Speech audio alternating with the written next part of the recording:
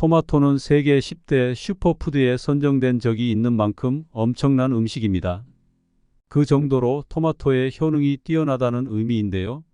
그런데 이런 토마토를 잘못 섭취하면 오히려 뇌세포가 파괴되어 치매에 걸릴 수도 있습니다. 이번 영상을 반드시 끝까지 시청하셔야 합니다. 이런 이야기 어디 가서 공짜로 못 듣습니다. 서론은 여기까지 하고 바로 본론으로 넘어가 보도록 하겠습니다.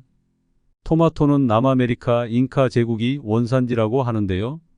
유럽의 신대륙 개척 과정 속에서 널리 퍼지게 되었습니다. 토마토는 수분이 굉장히 많은 과체류로서 다양한 음식 조합에 사용되고 있습니다. 게다가 슈퍼푸드라는 별명을 갖고 있는 만큼 놀라운 효능을 가지고 있죠. 우리가 자주 먹는 케첩도 토마토가 주원료죠? 파스타 역시 토마토로 만들어집니다. 그만큼 소비가 안 되는 곳이 없을 정도로 전 세계적으로 사랑받고 있습니다. 우리나라에서도 간장 계란밥을 만들 때 케첩을 쓰는 사람들이 꽤 있죠. 그런데 이렇게나 좋은 토마토를 잘못된 방법으로 섭취하면 배탈, 설사, 식중독 등의 증상이 발현됩니다. 뿐만 아니라 심한 경우 치매까지 걸릴 수도 있는데요. 게다가 GMO라고 하여 유전자 조작으로 만들어진 토마토에 대한 충격적인 사실도 알려드리고자 합니다. 가장 먼저 반드시 피해야 할 토마토 섭취법 3가지를 설명드리고자 하는데요. 우리 현대인들은 일상이 너무나도 바쁩니다. 아침 일찍 일어나 직장에 가야 하는데요. 그렇다 보니 아침을 거르거나 대충 먹는 경우가 참 많습니다. 몇몇 분들은 과일이나 채소로 끼니를 해결하기도 하고요. 그 중에서도 다이어트와 건강을 위해 토마토를 섭취하는 분들도 꽤 있는데요. 이런 분들은 특히나 집중해 주시길 바랍니다. 토마토에는 펙틴이라는 성분이 들어 있습니다. 그리고 공복 상태에서 토마토가 체내로 들어오면 펙틴이 위산과 결합하는데요. 이때 소화가 제대로 되지 않아 폭통과 이궤양이 생길 수도 있습니다. 더불어 공복에 토마토를 섭취하면 역류성 식도염을 유발할 수도 있습니다. 따라서 토마토는 공복에 단독으로 먹으면 안 되고 다른 음식과 곁들여 먹어야 하는 겁니다. 두 번째로 알레르기가 있는 사람들은 히스타민이라는 성분을 주의하셔야 합니다. 히스타민은 혈관 확장 역할을 수행하는데요. 이게 적당히 있으면 문제가 전혀 되지 않습니다. 그러나 토마토에 알레르기가 있는 경우 토마토 섭취 시 히스타민 분비로 인한 과민 반응이 생겨날 수 있습니다. 우리나라 사람들이야 워낙에 다 잘 먹으니 토마토 알레르기가 있는 사람들이 거의 없죠. 하지만 서양에는 토마토 알레르기를 보유하고 있는 사람들이 꽤 된다고 합니다. 그러니 조심해서 나쁠 건 없겠죠? 세 번째로는 덜 익은 토마토입니다. 그 중에서도 초록빛을 띠는 토마토는 독성이 있을 수도 있습니다. 실제로 덜 익은 토마토에는 솔라닌이라는 독성 성분이 있는데요. 이는 감자의 싹과도 같은 성분입니다. 이걸 과다 섭취하면 어떻게 되나요? 전신마비, 뇌세포 파괴 등의 현상이 일어나는 겁니다. 따라서 반드시 잘 익은 붉은 토마토를 섭취해 주세요. 그렇다면 토마토를 어떻게 섭취해야 영양분을 100% 섭취할 수 있을까요? 이 역시 알려드리겠습니다. 첫 번째로 열을 가해서 먹는 겁니다. 혹자는 음식에 결이 가해지면 보통 영양분이 파괴되는 거 아닌가 하고 생각할 수 있습니다. 하지만 이는 반은 맞고 반은 틀린 이야기입니다. 대부분의 식재료는 그렇습니다. 하지만 토마토의 리코펜 성분은 열이 가해졌을 때 오히려 해당 성분이 늘어나는데요. 그렇기 때문에 리코펜을 섭취하기 위해서는 토마토에 열을 가해주는 게 좋습니다. 그러니 파스타를 요리하실 때 고려할 수 있는 방법이 되겠죠? 두 번째로 기름과 함께 섭취하는 것입니다. 리코펜은 암 예방과 노화 방지, 혈관 질환 예방 등의 탁월한 효과를 보입니다. 이 리코펜을 더욱 흡수하기 위해서는 기름과 함께 볶아 먹는 게 좋은데요. 리코펜은 수용성이 아닌 지용성 성분입니다.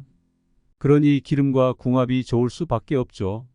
따라서 볶음밥을 만드실 때 토마토를 잘게 썰어 넣어주신 다음 드시면 식감도 좋고 건강에도 좋습니다. 세 번째로는 완숙 토마토입니다.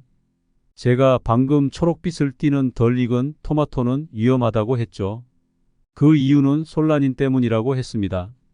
그렇기 때문에 다시 한번 강조드리지만 붉은색에 잘 익은 토마토를 섭취해 주시길 바랍니다. 여기까지 토마토 영양분을 100% 섭취하는 방법에 대해 알아보았는데요. 지금부터는 이를 활용한 조리법을 여러 가지 알려드리겠습니다.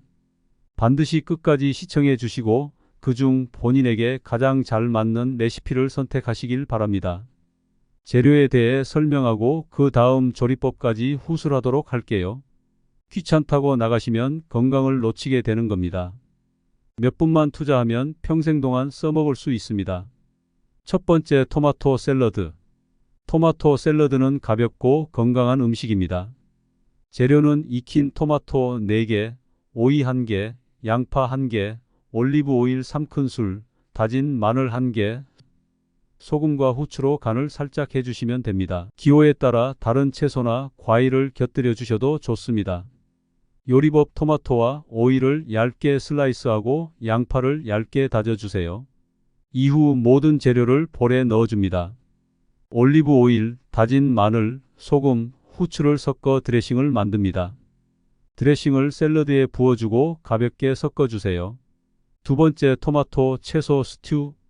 토마토를 활용한 건강한 스튜입니다. 재료는 익힌 토마토 6개, 감자 2개 큐브로 자른다. 당근 2개 슬라이스, 다진 양파 1개, 올리브 오일 2큰술, 다진 마늘 2개, 들기름 1큰술, 소금과 후추로 간이 필요합니다. 요리법은 다음과 같습니다. 팬에 올리브 오일을 데워 양파와 마늘을 볶아 투명하게 익혀주세요. 감자와 당근을 팬에 넣고 볶아주세요. 으깬 토마토, 토마토 주스, 들기름을 넣고 섞어줍니다. 끓일 때까지 센 불로 낮추고 소금과 후추로 간을 맞춰주세요. 스튜가 끓면 파슬리를 뿌려주고 내놓습니다. 세 번째, 토마토 소스. 토마토 소스는 파스타, 피자, 라자냐, 미트볼 등 다양한 이탈리안 요리에 사용되는 베이스 소스 중 하나입니다. 재료는 익힌 토마토 6개, 올리브 오일 2큰술, 다진 양파 1개, 다진 마늘 2개, 들기름 1큰술, 베이킹소다 약간, 소금과 후추로 간이 필요합니다. 요리법은 다음과 같습니다. 가장 먼저 끓는 물에 토마토를 담고 1분 동안 데쳐주세요. 그 후 찬물에 담가 식힌 후 껍질을 벗겨주고 씨를 제거한 다음 으깨주세요. 다음으로 팬에 올리브 오일을 데워 양파와 마늘을 볶아 투명하게 익혀주세요. 으깬 토마토, 들기름, 베이킹소다, 소금, 후추를 팬에 넣고 섞어줍니다. 센 불로 끓이다가 소스가 농도가 높아질 때까지 낮은 불에서 조리합니다. 건포도와 바지를 넣고 마무리해줍니다. 마지막으로 토마토에 대한 꿀팁 몇 가지를 더 알려드릴게요. 토마토 껍질에는 카로티노이드라는 성분이 매우 풍부한데요. 이는 노화 방지, 심장병 예방, 면역력 강화, 폐 기능 개선 등의 효능이 있습니다. 따라서 껍질을 버리지 말고 물로 씻은 후 다 먹어주세요. 지금까지 토마토에 대한 여러 정보를 소개하였습니다. 앞으로도 유익한 영상으로 찾아뵙겠습니다. 감사합니다.